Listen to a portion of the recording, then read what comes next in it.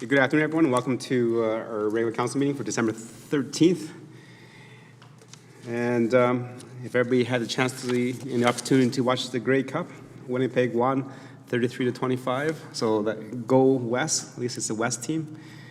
Preferably, I think a lot of people wanted Hamilton to win because it was in Hamilton, but I guess you just have to be a better team, and that's what we have here. We have a very good council team, and we're going to win everything that we do. So keep up the good work, everyone. Ladies and gentlemen, we have an agenda before you. Deputy Mayor? Yes, thank you, Your Worship. The Town Council adopted December 13th, 2021 regular council meeting agenda as presented. Okay, call the question. All those in favor? Okay, that's carried. Moving on to public input session. This is the time that we allow residents to address council on anything that's not on the current agenda. Administration, has anybody registered? Good evening, Your Worship. No, we've had nobody register for this evening. Okay, thank you. And is anybody in the gallery that wants to speak? Okay, seeing none, we'll move on. Number 4 is presentations and delegations. Today we actually had scheduled for our MLA, Cyril Turton, to come speak to us. Unfortunately, he is not unable to. He's still in session right now, so he won't be able to make it. So we've rescheduled to the first meeting in January. Our MLA will join us then. Number 5, moving on to statutory public hearings. We don't have any. Adoption of council minutes. Councillor Anderson, please. I move that Town Council approve the Town Council meeting minutes as presented for November 29th and December 6th. Thank you very much, Councillor Anderson. Members of Council, you had an opportunity to review them. Any errors or omissions that you see on the minutes? Okay, I didn't see any others, so I'll call the question. All those in favor? Okay, and that is carried. Okay, move on to Council Boards Committees minutes. Councillor Laurie, go ahead. Thank you, Your Worship. I'll move the Town Council receive the Council Boards and Committee meeting minutes for information. Sounds great. Members of Council, any questions and comments regarding those committee minutes, or questions to the Council representatives that sit on those committees?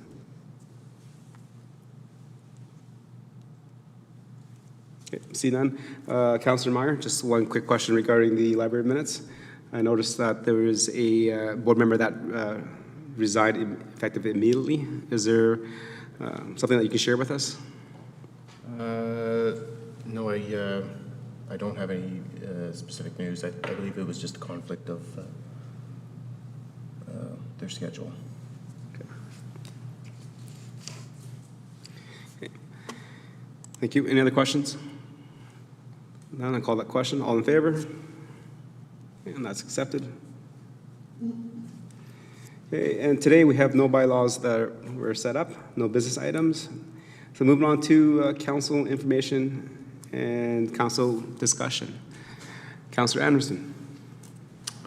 Yes, thank you, Mr. Mayor.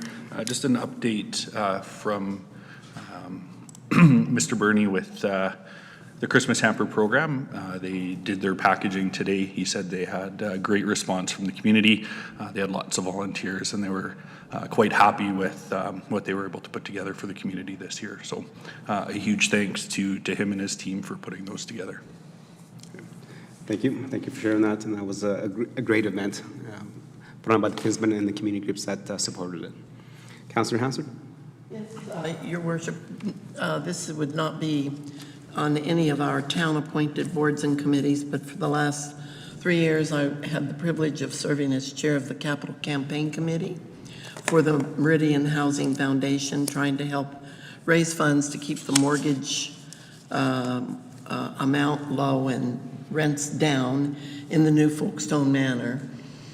We had a discussion at our meeting, and I wanted to let you know that in the original mandate for that committee, which was not created by the Meridian Foundation board, it was just a fundraiser, had gathered people about her, professional fundraiser did rather, about her who she was recommended to, and I happened to be one of those people.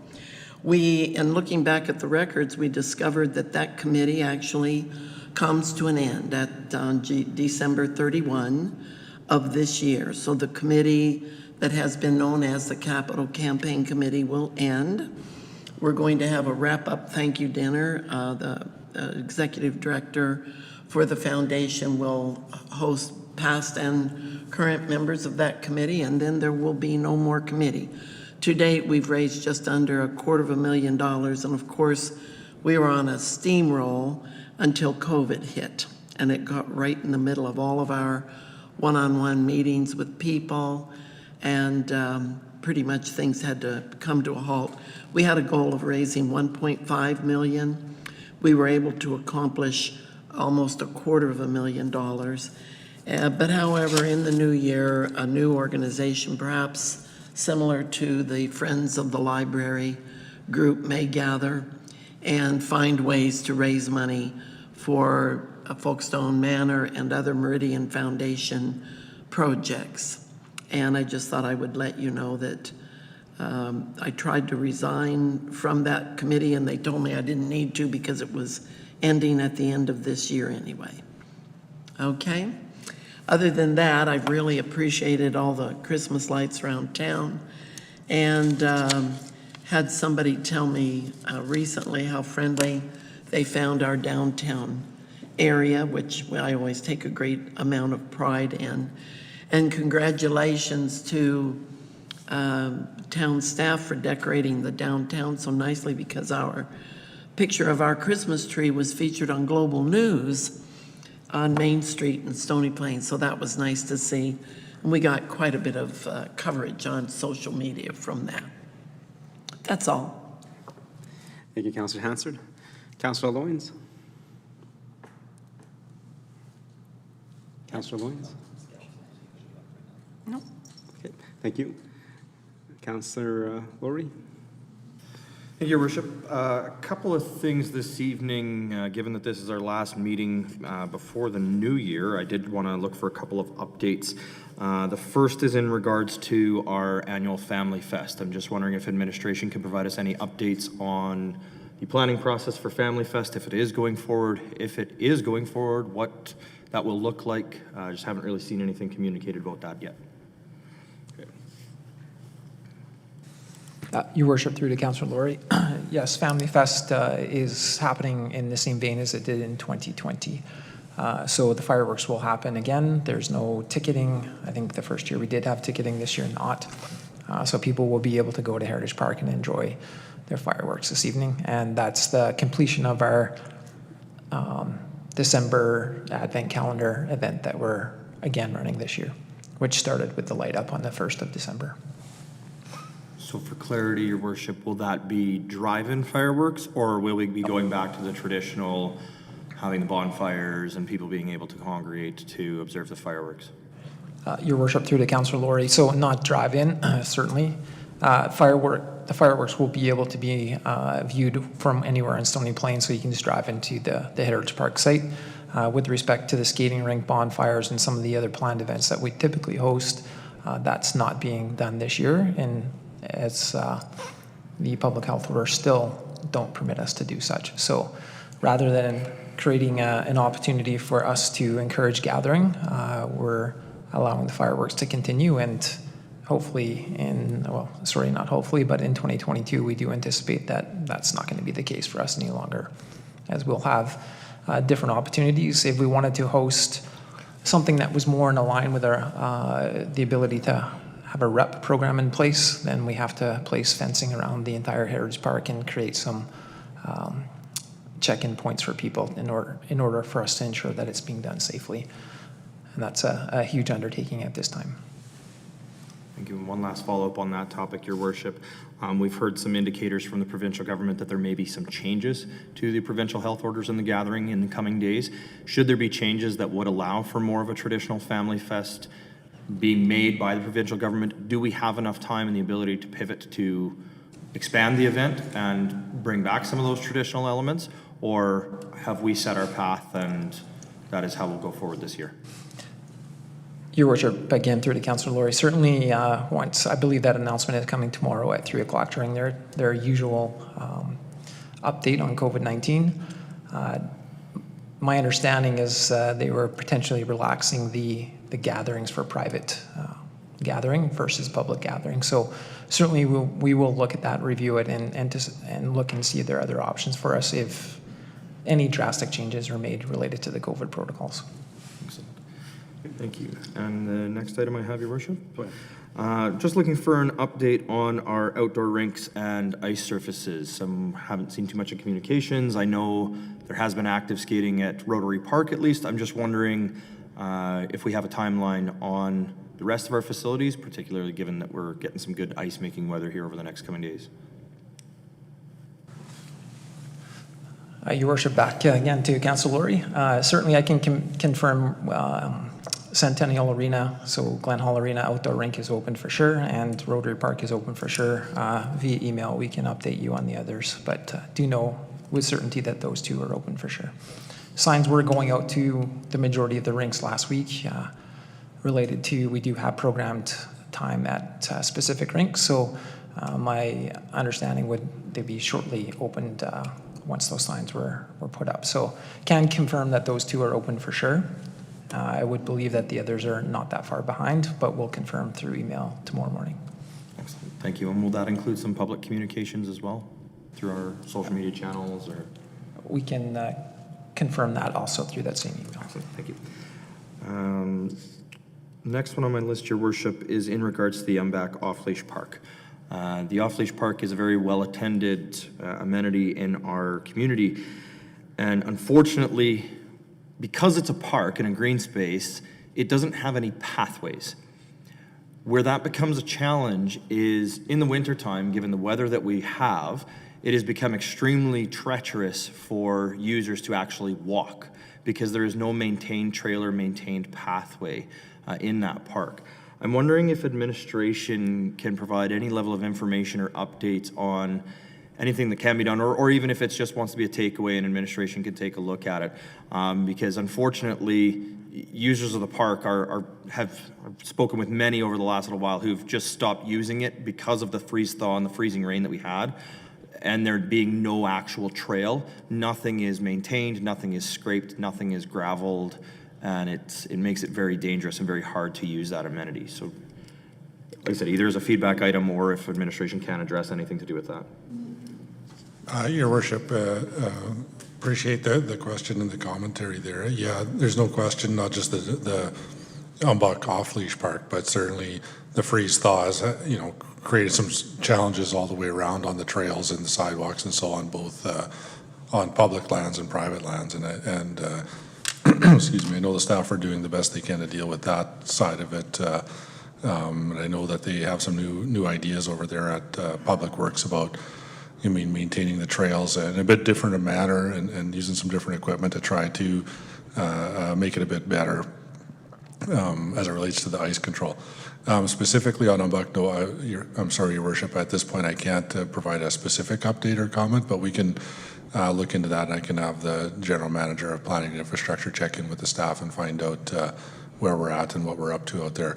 And yeah, I would just confirm that the basic operations at the Umbach Park does not have what would be considered a groomed trail, so to speak, like you would consider some of our other green spaces or areas. And I know it's there's a bit of an ungroomed route that some people will walk around, and I think in different parts of the year that's tends to be reasonable, I think. But certainly, again, given the last, whatever it's been, 2-3 weeks of freeze thaw and ice and rain and so on, there's a reason, it's probably fairly treacherous out there in certain ways. So long story short, Your Worship, we can get a comment from our General Manager sent out to Council on that within the next few days. Thank you. Anything else, Councillor Laurie? Yep. Thank you, Your Worship. Question regarding utility boxes. As you drive around the community, we have an abundance of damaged and, quite frankly, very poor looking utility boxes throughout our community. They've either been vandalized or they've been involved in accidents, and I've even seen some utility connections that look like they should have a utility box in them that don't have a utility box on them. Not particularly labeled very well as to who they belong to. It seems to be more the telecommunications and cable. I don't think any of the ones that I've noticed are electrical in nature.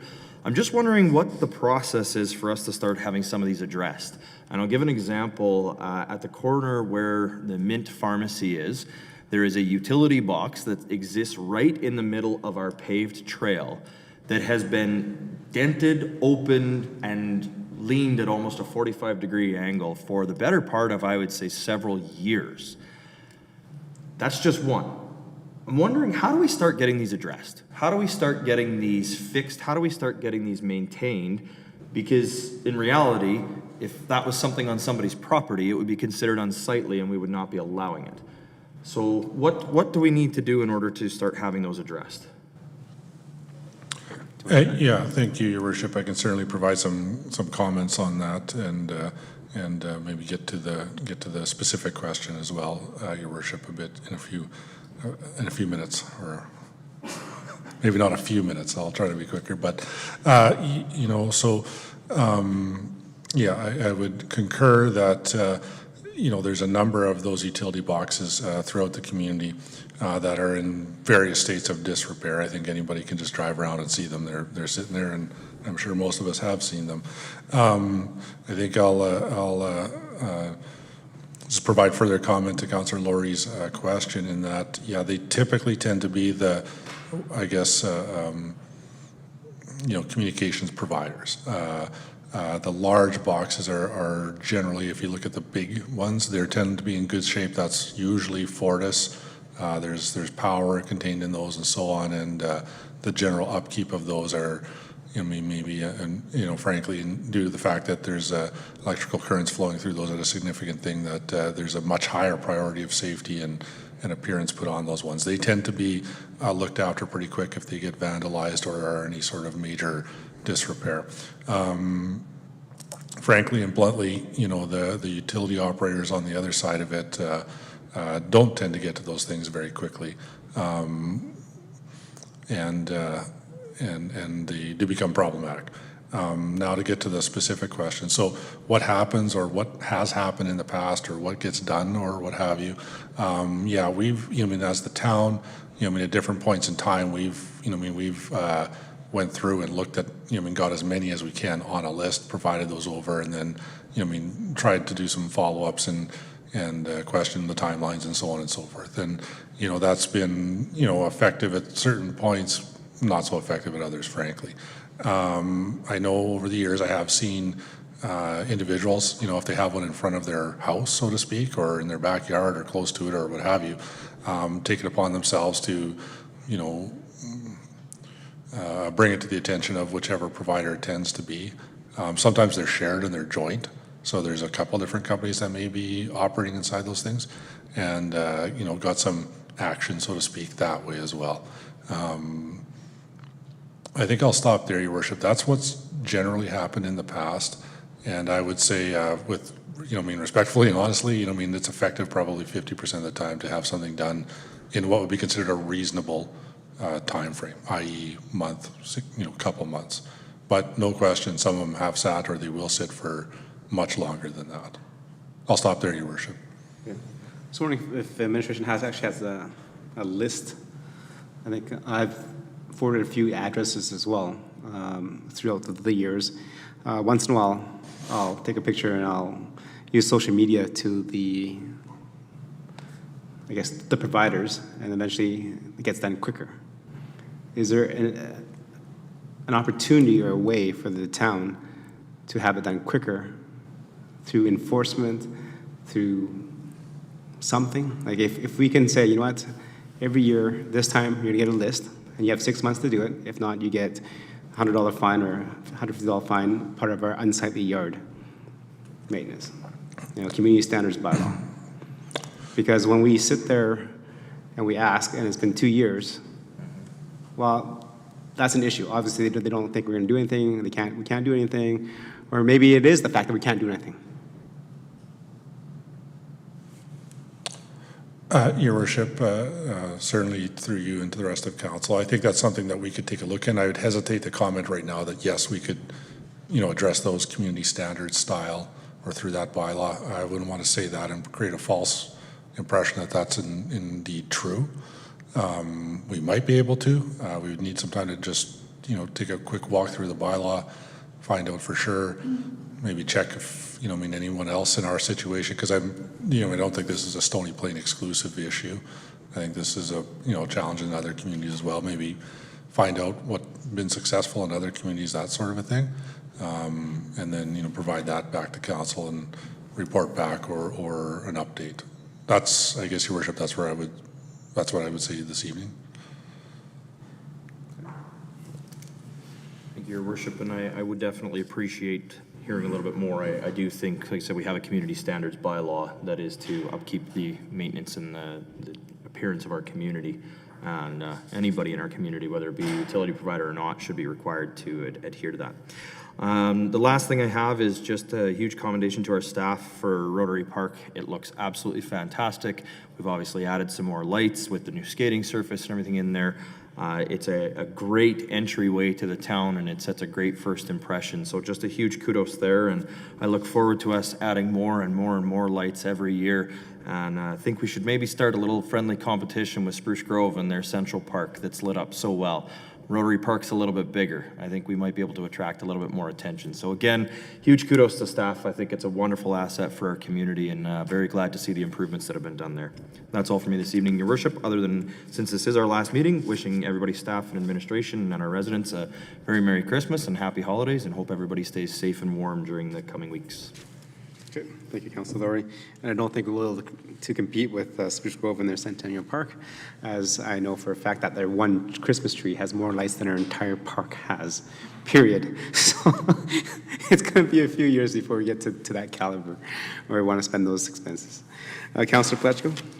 Yes, thank you, Your Worship. A couple of things this evening I want to bring to the attention of administration and some of the departments. I'm going to tie a bit of it together. So the first thing I want to talk about is our walking paths within our community. I've had several residents call that they've slipped on it, and I'm wondering if there's a way that we can put something other than a little bit of sand and chips down. If we could maybe look at something like that, pickling salt and stuff like that, that's environmentally friendly, so that we're not having that fall area. I've had quite a few actually call with a slip and fall.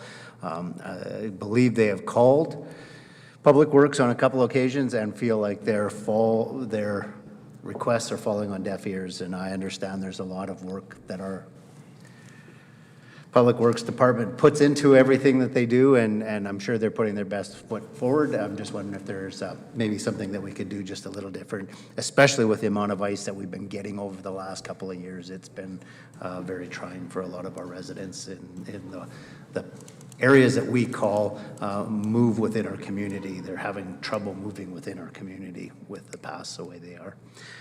And in tying into that, I had the chance on Saturday night to drive through our community, looking at Christmas lights and taking in the festive season that's about to partake on us. And I did have a great concern with the beautiful Greybrier area. It's a huge attraction for our community, but the streets in there are absolutely atrocious. They are very slippery, and I'm just wondering, because it is such an area that's having a high amount of traffic through it, if there's any possibility that we could do something to keep the ice down on the streets. Wouldn't want anybody slipping and sliding in the turns and stuff like that, and it is really, really slippery up there. So even after the weekend when people have been through there, the residents are having to slide themselves along, so it's a bit of a safety. So the two safety concerns that if we could see something, and I don't need an answer tonight, if you can send out an email, I'd be happy with that, just letting us know what could possibly be done with either of them. Your Worship, I could certainly, again, provide some bit of background or some, speak to that. And yeah, absolutely, the snow and ice and rain and thaw and whatnot has been a challenge for the last few weeks. And I know, again, talking with our operations staff Friday afternoon, they are attempting some different ways of hitting the trails, more of a mechanical approach as opposed to ice or sorry, sand or de-icer type thing. The discussion I had with the operations supervisor in this instance, Your Worship, they have been into the high traffic trail areas, and I know we have some definition as to which is, frankly, sees more pedestrian traffic than not. And they have been to those spots a couple times with the sand application. And again, I mean, that's not going to melt that ice. Some of it, frankly, is pretty thick, and but does provide a bit further traction. But I know they were supposed to start today with a bit of a different method, and I haven't heard how that turned out or went. But we'll see where that goes. Typical practice too. When we know it's going to be icy or slippery or so on. I mean, the sand trucks will be out. They'll usually be out pretty early, and they'll hit like the main intersections, as I'm sure council has seen over the years, or what have you, main intersections and higher traffic areas and so on and so forth. And then, if they feel they've reasonably got that under control, then they'll go and do full neighborhoods as well. And again, I'm not sure about the timing, and I don't know exactly where we're at with that, but I can check in on that and have an update provided. I think we did hit a couple neighborhoods in the last few days, like the full street, if you want to call it that. But I can find out where we're at there, and we can get a general comment and update to council. But I do want to add that it has been a challenge, and the staff, as council's well aware, I mean, the staff take pride and do the best they can with the service level and whatnot. But we admittedly it has been a challenging year so far, and I know they'll keep at it. And again, I was excited to hear that they had just tried. We got to try something different because what we're doing ain't working that great right now, and I think that's a good thing to hear from our staff. So I'll find out some more, and provide an update to council within the next few days as to where we're at, what we're doing, and what we see coming for the next week or so. Thank you. Anything else, Councilor Fletcher? A couple things yet, if that's okay. One of the comments I've had is lots of people are really excited with the lights that they see in the community, both at the entrance and the downtown. However, I've been asked, where are the candy canes and the Christmas trees that we've seen on the light posts in the past years? Now, I don't know that I've paid that much attention to them, but obviously some of our residents have paid a lot of attention to that, and Golf Course Road and our main road, I guess, is missing some of that spirit on it, and I'm just wondering if we've changed what we're doing. Your Worship, I guess I can provide a bit there, but I might have to get our GM to weigh in a little bit further via email. But I know that some of the downtown lights, the new ones downtown, some of our traditional or historic wreaths and so on, are able to be put on the new lights that are on Main Street. But I think I did see some staff putting some up on the side street here just this afternoon. I know we took some of those wreaths and put them down at Heritage Park. That's about as much, frankly, Your Worship, that I can tell you off the top of my head. I can get again our general manager provide a bit further of an update specifically on some of the traditional ornamental stuff that we put up around town. I think is the basic question there. Thank you. I think it's the banners and stuff that we normally change out. Okay. Thank you. Anything else? A couple things yet. We've, over the past number of years since I've been on council, one of the biggest complaints that we've had has been the Somerville site.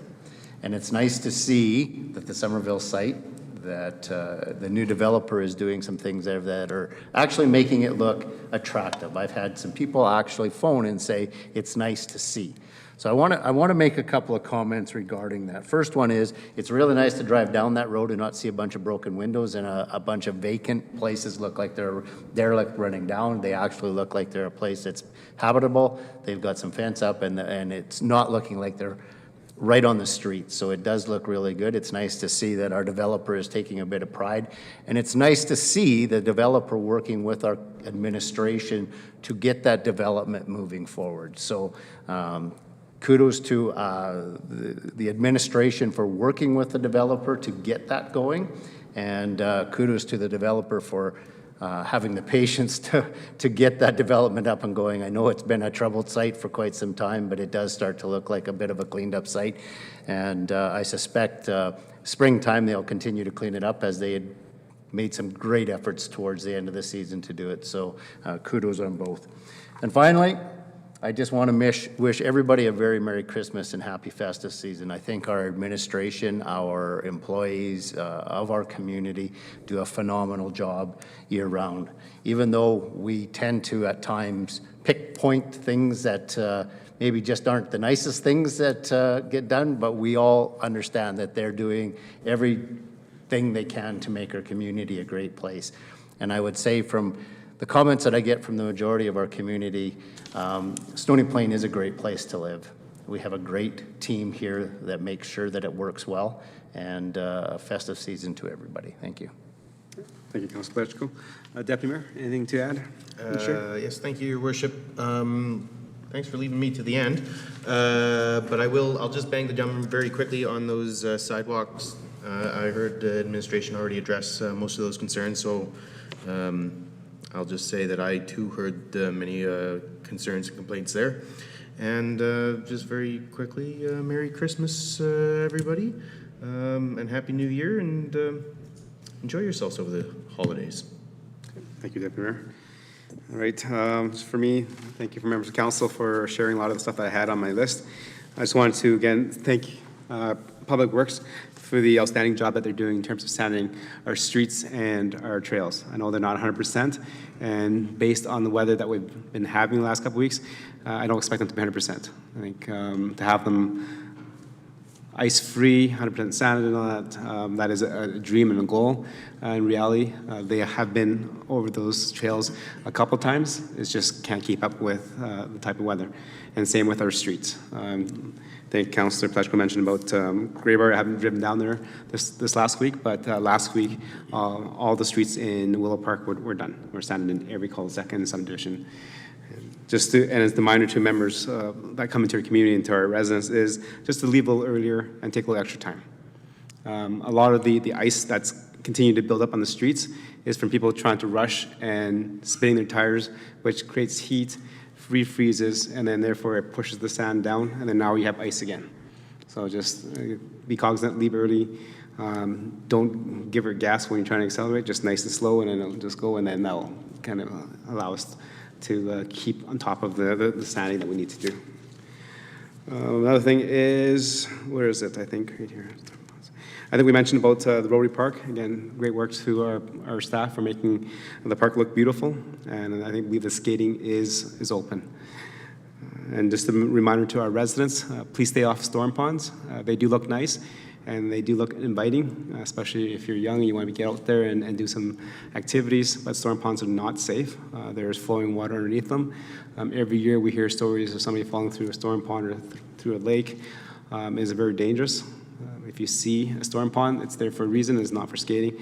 Please hit the town's website and look at all the outdoor skating opportunities that are available, and please just use one of those areas and sites that we've made sure that was safe for all residents to use.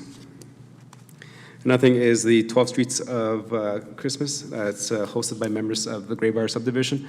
I think every street in Grey Bar is trying to participate, and there will be donation boxes for Parkland Food Bank, so you can put donations for cash or drop off some food and goodies. That's very awesome, and thank you very much to the members of the Grey Bar subdivision that are doing this. It does add an extra character to the town of Stony Plain, as what we feel is more of a community instead of just a town that we live in. So thank you very much for the residents that live in Grey Bar. Okay, with that, that comes to our next agenda item, which is close a meeting. So again, this meeting, as we go into closed meeting, nothing is, no motions are made in a closed session except for the motion to come out of closed session. We'll be receiving some information that is right there. As per section FOIP, section 2021, and it is regarding the Alberta Provincial Police Study. Councilor Pletchko for the motion, please. Yes, thank you, Your Worship. The Town Council move into closed session to discuss per FOIP section 21, item 12.1, Alberta Provincial Police Study. Thank you. I'll call the question. All those in favor? Thank you. We'll take a 5-minute recess so we can get people out of the room that's not supposed to be in here, please.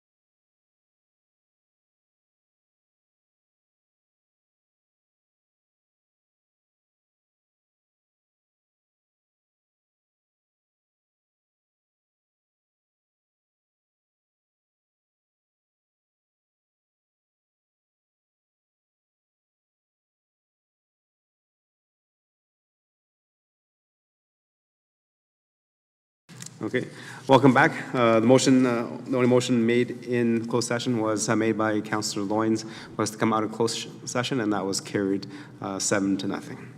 Administration, has any residents or people that were watching either in the gallery or through our live feed requested to be notified of us coming out of closed session? Your worship, we have received no requests this evening to be Okay, notified. so with that, it comes to number 13, which is adjournment. And this is our last meeting of the year, so on behalf of myself, my family, wish all members of council and their families all the best and Merry Christmas, as this is the time that we get to spend a little bit of time and cheer with the families that support us so that we can do the job that we do in terms of governing and providing direction for our community. With that, Merry Christmas and Happy New Year, everyone. We're adjourned.